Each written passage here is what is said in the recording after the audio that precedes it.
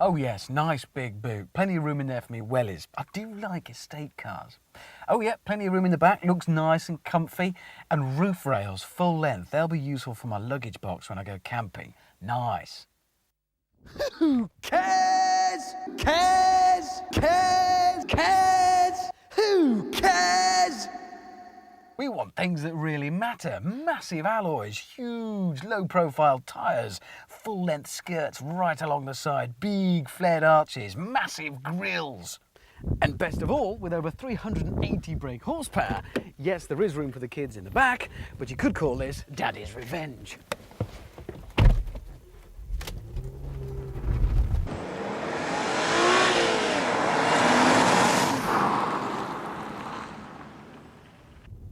When I was a kid, I had a real hankering for a little red sports car.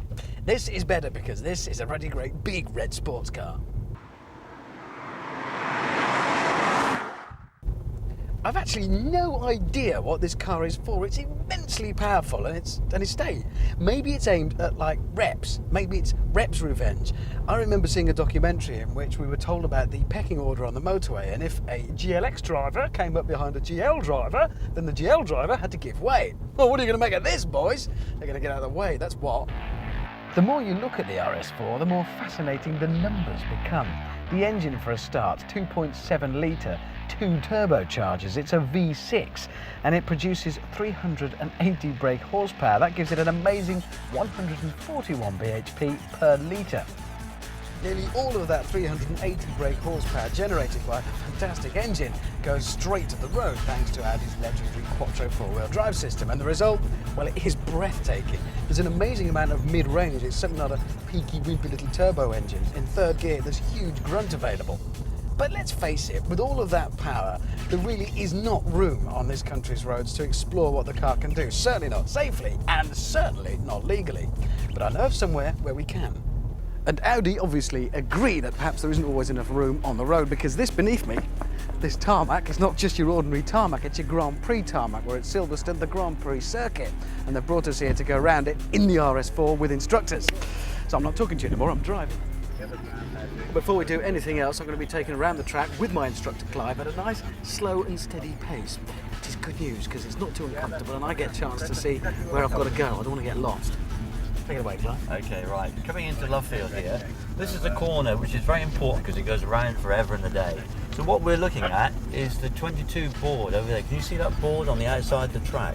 Yeah. That box. We need to look well through a corner and look beyond the corner, so don't just look at the corner when you get to it. First up, we were taken for a gentle and very useful spin around the track by an instructor with some handy points in coping with a car with this much power on what is still a very challenging circuit. The Silverstone Grand Prix circuit is 17 corners long. It's about 3.7 miles in length, and I've forgotten every single inch of it. So I'm going to have to remember it, Clive, which means you're going to have to explain it to me. Time for my first laps, and as soon as you take off, you realise no matter how wide the track might be, with this much power on tap, you've got to be very careful to keep it on the grey bits and out of the green. This is our slowest corner we're coming to now, so this is Vale. I want to slow it right down here now, down in gear 4 wing. Good. It was quite a thrill taking such a powerful car around the Grand Prix circuit. I could almost hear the screaming of the F1 cars. Mind you, none of those are estates, and it's very easy to forget that this is still an estate car. Do you know, I'm still having difficulty seeing the point of this car. Yes, it's fast. Well, it's very, very fast indeed. But it's still an estate car, a £46,500 estate car that goes like a racing car.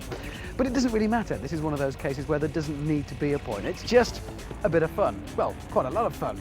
There's also exclusivity, of course. If you pay that money, you'd be very unlucky if your neighbours turn out to have one as well, because there's only 400 in the country. But if all that's tempted you to buy one, you can't. They're all sold, all 400. So I'm going to play in this one while I can.